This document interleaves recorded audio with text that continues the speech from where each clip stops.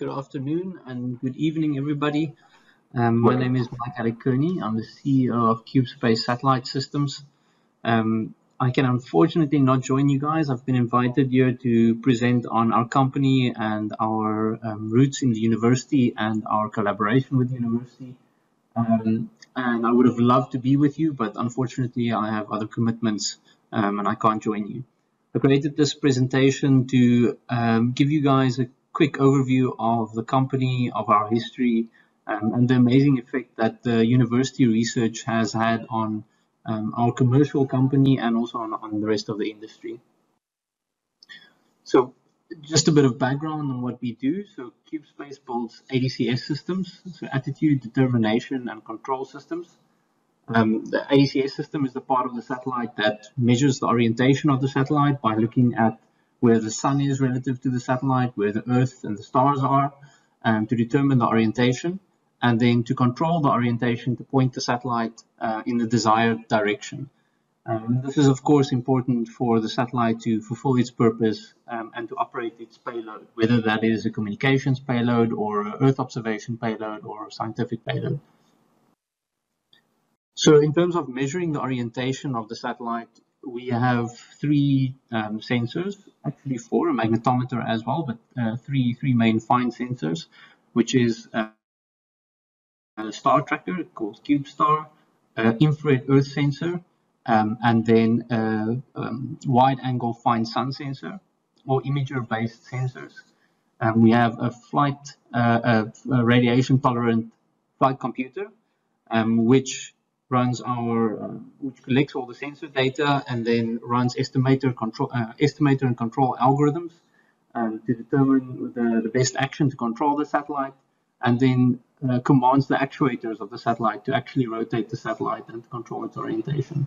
In terms of the actuators to control the orientation, we have magnetic torque rods and reaction wheels in sizes that can control satellites from 2U CubeSats up to 27U satellites, the 50-70 kilogram satellites. We provide these sensors and actuators separately, but our main offering is integrating them into a fully closed-loop turnkey ADCS system.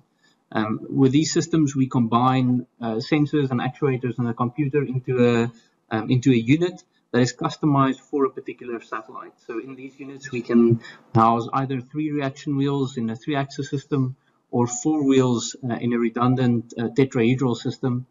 We can integrate up to 7 sensors with the system, and we customize both the mechanical interface to the satellite and the electronic interface to simplify the integration of the ADCS into the satellite. So we've provided over 2,000 individual ADCS components since 2014, mostly for export to the rest of the world. We've done the full control of over 200 different satellites. We have best-in-class pricing, and we achieve this through innovation in mass manufacturing and automation. And we also provide bulk discounts for constellations where we need to build 10 or 20 or 50 of the same systems for the same satellites. We can provide our systems in lead times as short as 1 month, once again through our mass manufacturing approach. And we cater for not only these large constellations, but also for one-offs and prototypes for research and universities. And we work with an extremely large network of universities all across the world to provide their ADCS systems, to provide them closed-loop ADCS systems for their first satellites. So CubeSpace's road from the university started. Firstly, there was a lot of master's research done at the university, specifically focusing on ADCS systems. So, our sun sensor, for instance, was a research project during the years at the university, and the star tracker and the computer were all different smaller projects done at the university. And in 2013-14, we were involved with the QB50 project, which was a Belgian project, which most of you should know about if you're in the CubeSat industry. We were tasked with building 15 ADCS systems for other universities that did not have the ADCS expertise. So at that point, we took a collection of research at the university and packaged it into a commercial product that we then provided for QB50. During that time, we also built our own satellite as part of the QB50 project called ZA Aerosat, which then allowed us to also test drive our ADCS and learn the lessons of how to integrate that system into a satellite. We then spun out from the university about 7 years ago, and the company is owned by students, including myself at that time, a professor, and the university, all having shareholding in the company, and all being aligned with the growth of the company. We were incubated in a business incubator for a short while when we just spun out of the university, where we got a bit of help in terms of setting up some of the structures of the company. And we were self-funded, so no investor money was taken. We built on top of the research that was done at the university, and then started selling our components to make more money, to employ more people, and we then slowly, organically grew the business from zero to where it is now. Currently, we're exporting to over 30 different countries. We've got resellers in 5 countries. As I mentioned earlier, we've provided ADCS systems for over 200 different satellites. Everything is manufactured in South Africa. We're currently 32 people, and we're growing our sales year on year with 40 to 60%. So the first ADCS unit we built for QB50, you can see some examples of prototypes here. A lot of spidery, ugly wires and old exposed PCBs. We have dramatically refined these designs over the years, but these were the first prototypes that came from taking the research projects and turning them into hardware. So at that point, we were tasked of building 15 ADCS systems, and we were freshly graduated electronic engineering students from the university that then took these bits of research and created these integrated ADCS systems. On the left bottom in the blue block, you can see the first 5 ADCS systems that we built and delivered for QB50. ZA Aerosat was the satellite that we then built, and building this CubeSat was a massive learning experience for all of us to get exposure to what it is to build something that needs to go to space. It also allowed us to firsthand experience the challenges of integrating ADCS systems with a satellite in terms of just working with something that needs to go to space, in terms of how difficult it is to do harnessing in a CubeSat, which is a major problem. How difficult it is to handle EMI problems and communication problems on your I2C bus or whatever bus you use for communication in the satellite. A bit of advice: don't use I2C, use CAN. Well, and during this process of building ZA Aerosat, we learned a lot about what the challenges are, and we could then use those lessons and incorporate it in our following ADCS systems to make it easier for other people to build satellites, and especially their first-time satellites. As I mentioned earlier, since then we've been involved in over 200 different satellites, and we've learned lessons in each of those, and they've refined our product dramatically.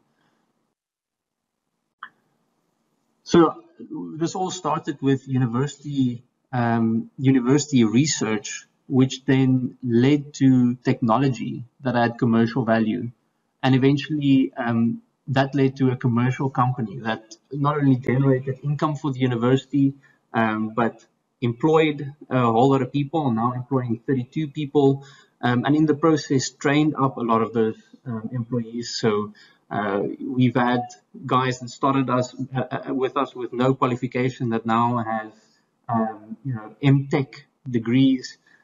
We've trained our employees for IPC class 3 soldering and assembly and wire assembly. We've trained people in project management and in a wide variety of skills. And we're continuing to do so. And we're actually putting in place a more formal training program now to further upskill our employees. And apart from just upskilling our own employees, we've also had a significant effect on upskilling the local manufacturing and supply chain. When we started out, there were no manufacturing companies capable of machining to the to the accuracies that we required.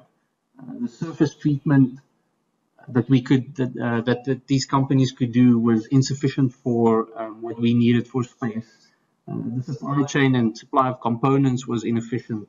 Soldering wasn't up to standard. And through the last 8 years of working with these suppliers, we've slowly also helped them to feedback requirements to them and for them to then upskill themselves and increase their manufacturing capabilities to be able to service the space industry. And of course, we haven't done all of that ourselves. There are other companies in South Africa like CubeSpace and Samira and Dragonfly and CubeCom and Hypernova and others, who's also in the upstream satellite space, and they've all contributed to upskilling the local manufacturing supply chain, which has then led to those companies being able to also use that lessons that they learned in other industries in South Africa, and has greatly benefited the country and the local manufacturing capabilities. And of course, the commercial companies bringing in foreign money into South Africa, which is also great for the economy. We've now gotten to the point where we're sponsoring research at the university. So we're sponsoring master's projects there from our revenue that we're generating from international sales. And this has led to a system that is now self-funded and sustainable and not dependent on government funding anymore. So that original university research led to technology, led to a company that is now funding research again, which can once again lead to further technology and further innovation. And this loop of research and commercial, and the way the research and the commercial works together, I believe is the only way to really create a sustainable industry. This graph on the right at the bottom is something that I saw once at a conference in my early days of CubeSpace. And it's a graph just showing that with a particular technology, you usually start with university research and relatively low funding available for it. And with time, more funding becomes available for that research. And at some point, government gets involved. And there's a bit more money involved, more money available, and the growth is slightly quicker. And then you get to a point where that technology becomes commercially viable. And then suddenly the funding and the focus on that technology takes off. And I think that's really where the CubeSat industry has found itself over the last 5 years, with commercial companies popping up all over the world, and the budget and the total market size for the CubeSat industry just growing exponentially quickly. So yeah, I'm sorry I couldn't be there to answer questions and to discuss this a bit more. I really thank you guys for the opportunity to chat to you here today. And I'm sorry it's so short and I'm not there to answer questions, but if you have any questions or if I can help in any way, feel free to send me an email to mike@cubespace.co.za. And feel free to check out our website at www.cubespace.co.za. I hope you guys enjoy the rest of the day. Thanks again for the opportunity.